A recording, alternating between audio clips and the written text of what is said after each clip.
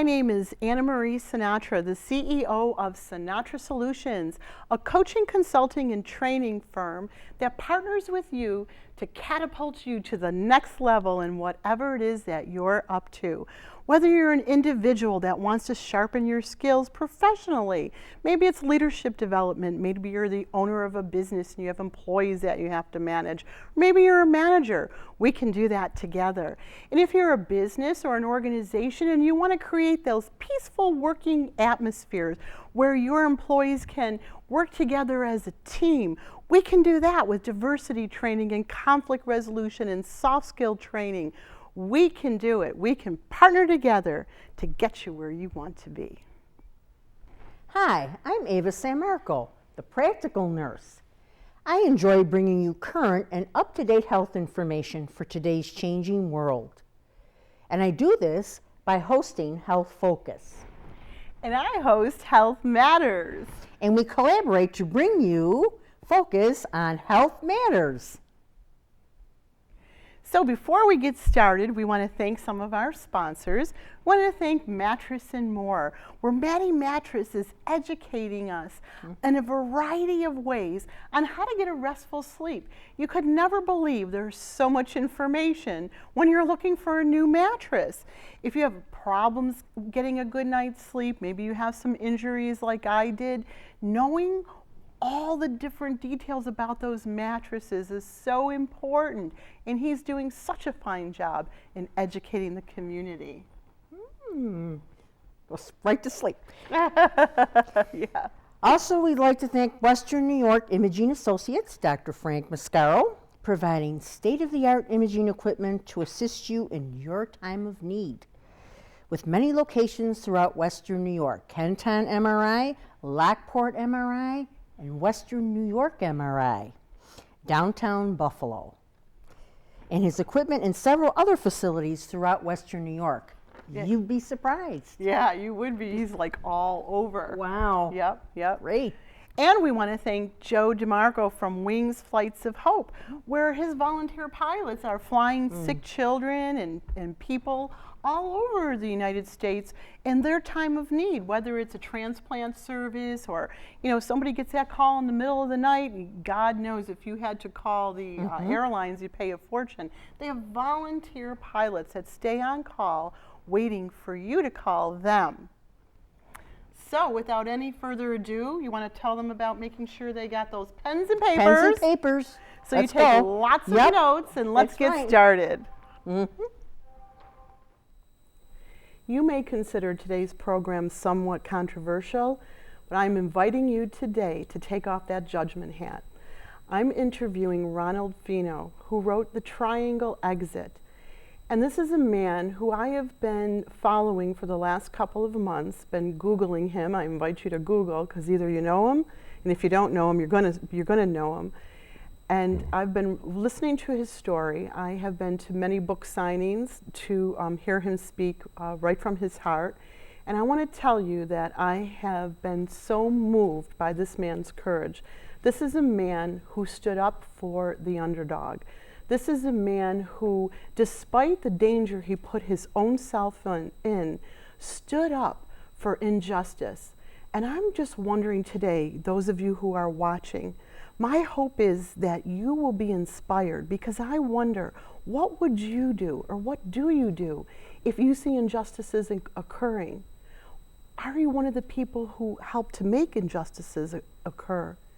So I'm inviting you to take off that judgment, to listen to this man's story, and let it be an inspiration to you. Thank you, Anne-Marie.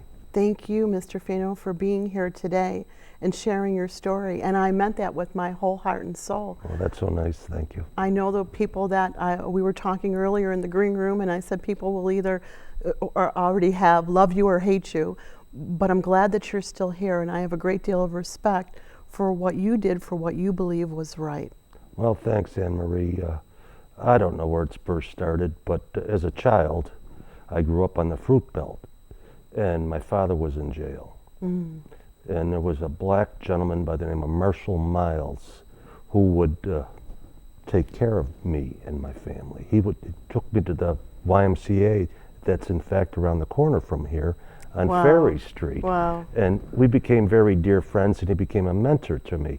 And he always puts up values, as well as my mother. And later on, when my father came home, he put good values into me and my sister, who at that time was my only sibling. Yeah, I really appreciated that story when you were sharing it at your book signing as well. Oh, thank you. So your father we're going to talk about organized crime. Yep, we're talking about organized crime. And if you're Googling it already, you'll see you are the man who has helped to make a difference in our area. And it all started, you had told me the story about playing tennis one day? Yes. Or out at the park? First of all, I was put in position in Labor's Local 210 as a business agent, the position of a business agent. At that time, my father was the boss of the Buffalo family, and Victor Rendaccio, who ran the union, felt it would ingratiate him and his brother, who was incarcerated, with my father if I was appointed as a business agent. And it was nice, and I looked at it, but I soon became aware of the haves and the have-nots. Those that were connected or related to had the jobs. Those that were not connected or didn't have a place to turn did not. And it bothered me. It bothered me immensely. And then there came a time that I was playing tennis in Delaware Park, and a man in the other court yelled to me, "Hey, Ron, how you doing?" Well, I thought for a second, maybe I know this guy, that I just forgot his name. So I said, "Good, how you doing?" Well, he walked over to me and he says, "Hi, I'm Ron Hettinger, FBI." And I go, "Hi, Ron Fino, Local 210. Well, he already knew that. He already knew that, and I'm sure he knew a lot more. And Yes. it was actually me that started, I started criticizing him and the FBI for not doing enough. Right. I Because seen- of all that you have seen. Yes, I was firsthand. I mean, I seen everything up front, and it bothered me a lot. Don't get me wrong, I love my father, and I would never do anything against my family. And in fact, I'll go into that. But anyway, I was chastising this tall individual. He was quite tall, in fact. I said to him, I says, "Mr. Hettinger," I believe I called him at the time, "it'd be nice if you started doing something, please. There's people out there begging for the FBI's help." And he responded that, "Ron, if you could help us, believe me, it would go a long way." Which And is the truth, how yeah. I opened the program today. How one person could make a difference. How one person could make a difference. And I told him that, yes, I would help. I'll be more than happy to help. The only thing that I would not do is go into anything that related to my father or his brothers or their involvement in organized crime. And he agreed.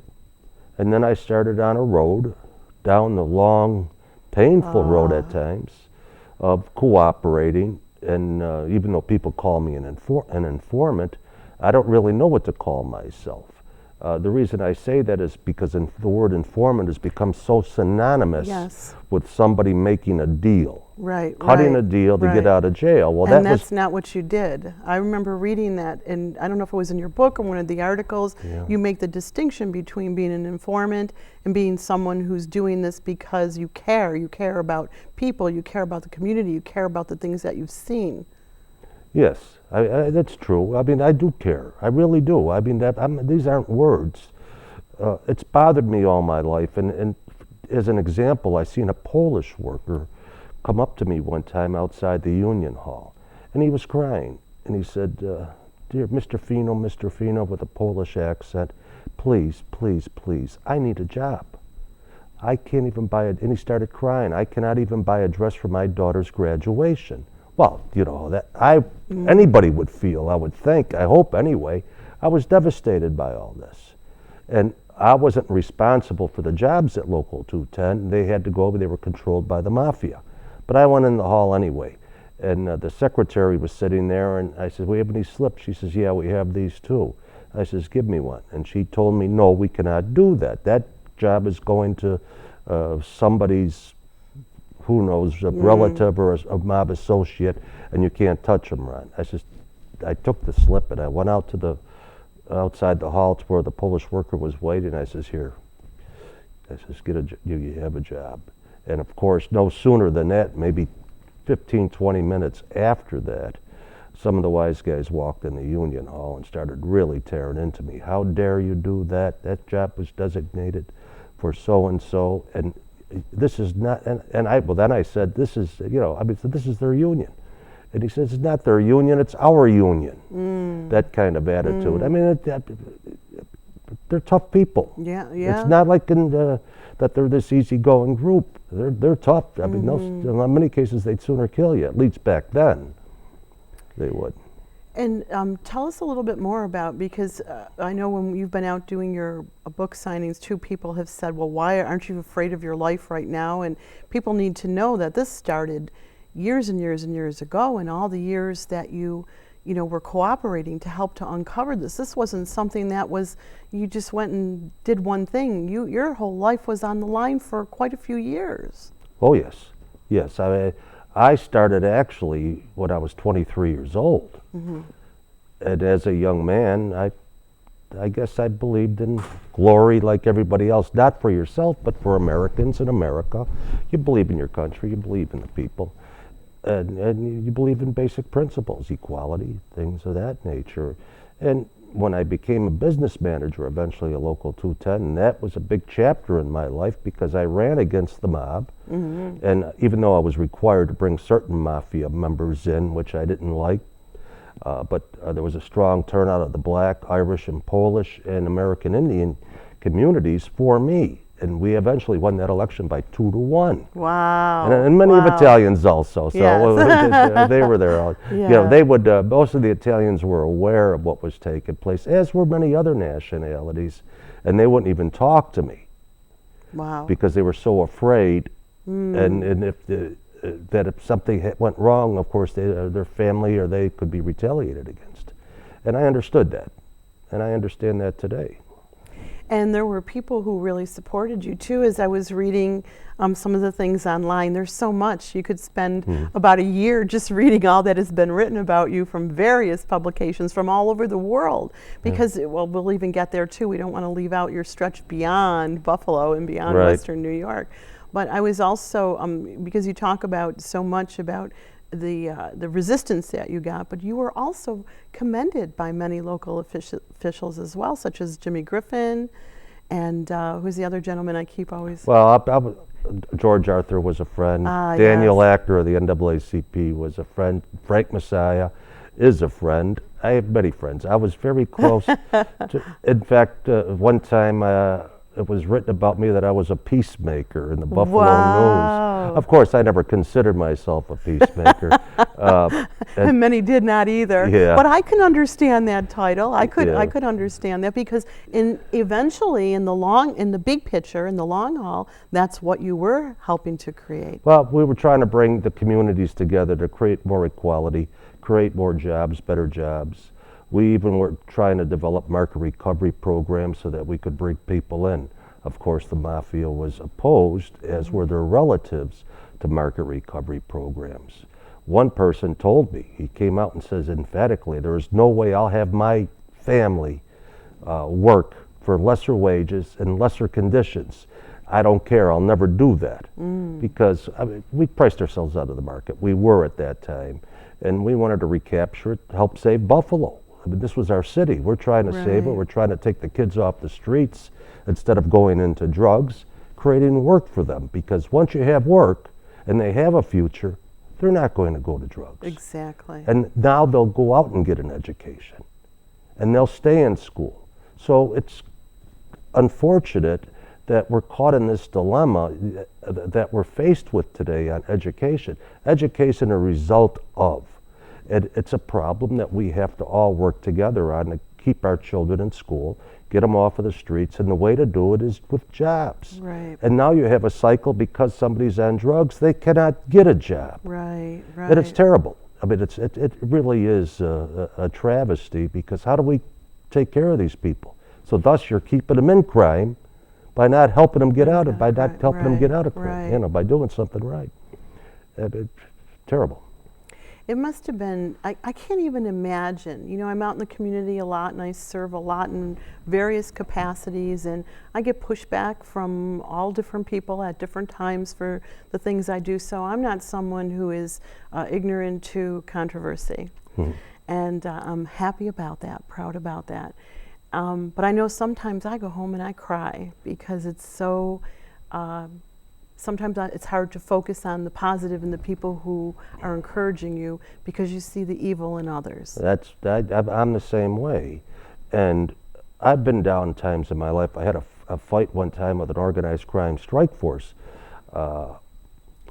attorney that came, it was actually the one, it was the Paul Newman, Sally Field movie, Absence of Malice, was based on this individual. So if you remember that, Yes. down in Miami. Yes. And he was a headhunter. And thank God I had the FBI always telling me, Ronnie, we're with you. They were always, always, always with me. So I've always been proud of my relationship with the FBI. But beside that, when I was down and out, which was going through the Onyx trial, which was really Sammy Pieri's company, I couldn't even talk about it. In fact, I had to go to the federal judge. We had a secret meeting, John Elfin and I.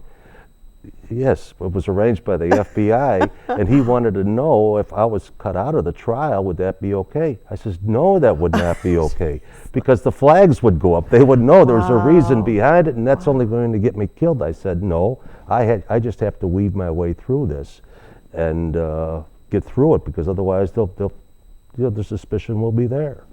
But at that time, it was really my friends in the black community, Reverend Herb Reed, George Arthur, Tex Smith, my dear close friend, and my friends in South Buffalo, Jimmy Griffin, and American Indians, Calvin Lay. These people were behind me and said, don't let it bother you, Ronnie. Please, stay in there.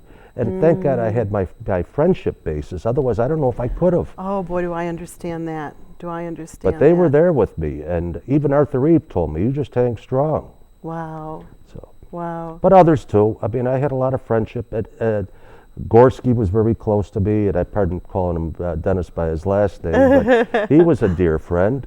I mean, I had many dear friends in Buffalo that stood by me until such time I surfaced. And I'm not saying that they never would have deserted me. Right. But then once I surfaced, and that means was made public that I was cooperating, then spin campaigns were created under a get out of jail, stay out of jail program established by a local prominent attorney, that in order to keep this thing and Ron Fino away and the stigma or the FBI coming down, we're going to have to create spin programs where Ron's a bad guy, he did bad things for the construction industry, he's no good, he's a criminal, he's a rat. I mean, they would constantly use that term rat, try to depict you. Yeah. And, because of, we talk about the rats, let's face who are they? Yeah. And I mean, they would use different terminology like that, just trying to paint a picture for the public to see that wasn't true. Wow. And in fact, over $1 million was spent on a campaign trying to degrade me. Doesn't surprise me. Yeah, over $1 million. You know, in my older age, I have learned, and I don't mean to be offensive to anyone, but I have learned that the news doesn't report the news, that they make the news. They spin things, they get one little drop of truth, and they spin it to what they want to present. Yeah. So that's why we have to be educated and research all that's out there and come to our own conclusions and really listen. When I'm just so glad that you wrote this book. I want to say that I've enjoyed reading it too. It's an easy read in terms of the way you laid it out. I really liked the way you laid it out, and but it's a hard read too, because you're privy to, again, for me, it's the evil in people. It's hard for me to digest. Right, and then of course after the mob, I went overseas. Yes, we don't want to forget to talk about that. Yeah, I was teaching at the FBI Academy for about on and off for about 3 years.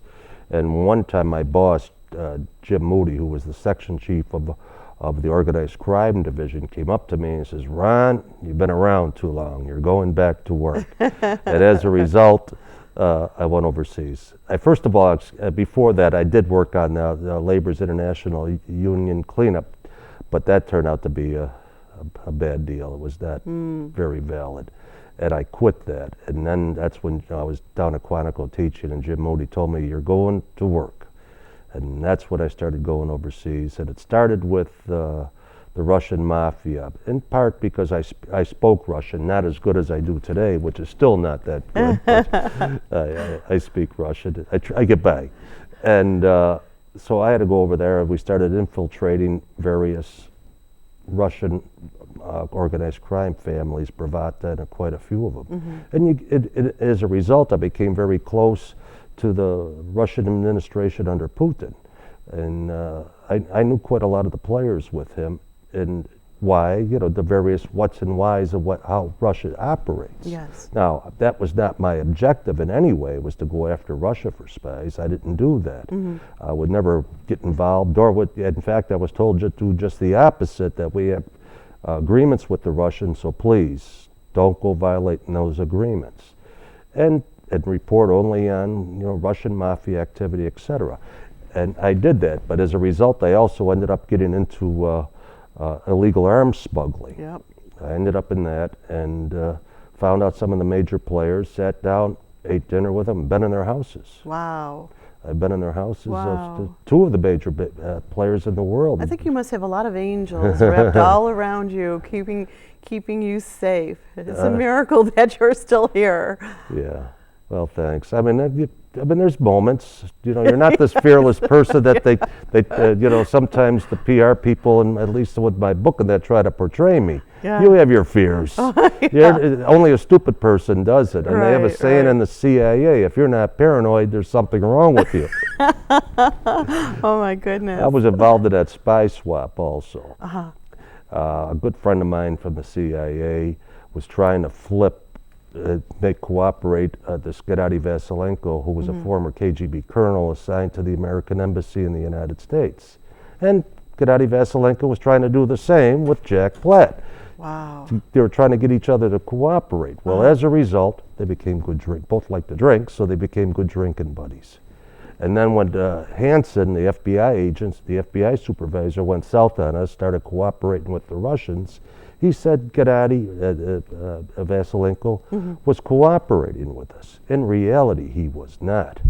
And back in Russia, they called him back from his stint in the United States, and he had to do hard time. Now, what they did, they drummed up some charges on him that he had 500 rounds of 22 caliber ammunition. Wow. And he was doing hard time. So friends of mine, and I'll refer to him as that, asked me if I could go back to Russia to see what I could do for him. Wow. And I did.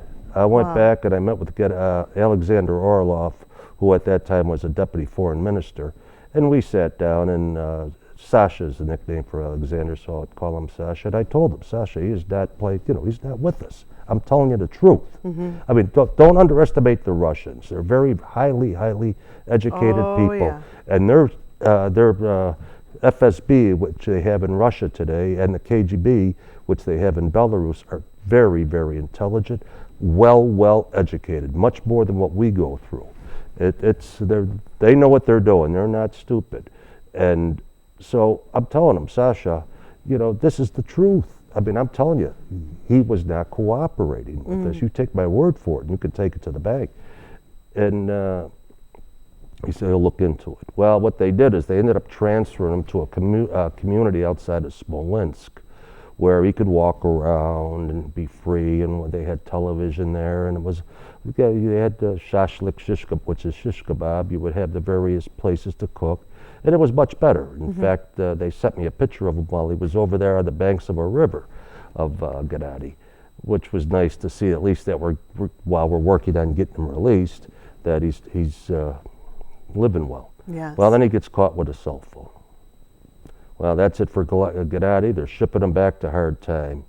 And I went back, and I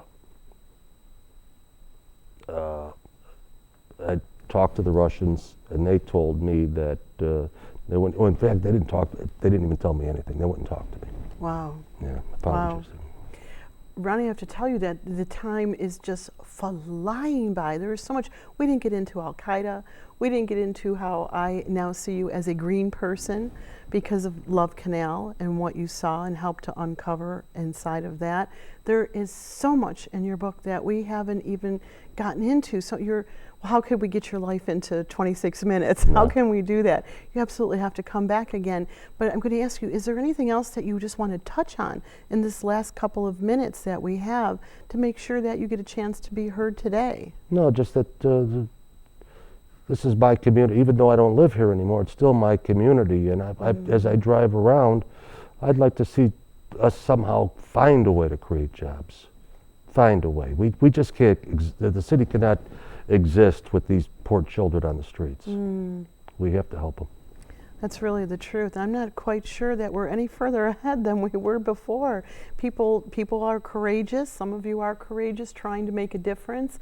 And I hope that this story inspires you to keep trying to make that difference, because it certainly inspired me when I'm feeling down or sad. I just think about what you've gone through, and it helps to inspire me. Well, thank you, Ed Marie. Inspire me a great deal. It's been a pleasure. A great deal. I'm just thinking about wanting to make sure that I know that you're going to be back again visiting. Oh, yes. And that you're out in the community doing book signings, and you have lots of different ones lined up, so people, when they Google you, they can learn more. They can contact you to learn more about, or they can even read it all in the book too. And yeah, you're on Facebook, you're on LinkedIn, you're on Twitter, and throughout the whole community, the books are out there, the information is out there. Like I said, I Googled you and found lots of pages, yes. lots of pages. So thank you so much. Thank once you, again. Anne-Marie. Thank Pleasure. you. Appreciate it. So I want to know, what are you going to do to make a difference in your community? Are you going to stand up for injustice? I hope this was inspiration for you, and I hope to hear from you, your comments, and your ideas after viewing this program and Googling Ronald Fino. So thank you for watching. We really appreciate your emails and letting us know that you like all the programs that we're bringing you. We want to know if you want to be interviewed on this program too, so keep those emails coming. And we have a couple more sponsors to thank. We want to thank Mr. Frank's Barbershop and Beauty Salon. Yeah, you heard me, Barbershop and Beauty Salon. Wow. This used to be her dad. She's been there forever. And then she became a beautician, and now her father has since passed, and she stays there on that corner, providing all kinds of services and educating people on hair care, and she does medical pedicures. So as you start to get when you start to get a little older and you can't get down there to take care of what needs to be taken care of, there's ways you can do it. Wow, that's neat. Wow. Also, the Healing Spa with Marge Reed offers holistic, non-surgical facelifts, facial chakra balancing, color and light therapy, and many other therapies, helping to bring the body into balance wherever it is needed. So keep watching, keep emailing us, and stay focused, because your health matters. See you next time.